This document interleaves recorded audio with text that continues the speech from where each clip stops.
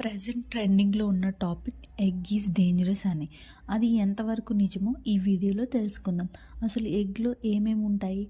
ఎగ్లో high quality of protein, essential amino acids, healthy fats and vitamins like A, D, E, B two, బి12, folate, biotin and minerals like selenium, phosphorus, iron and zinc and also antioxidants కూడా ఉంటాయి.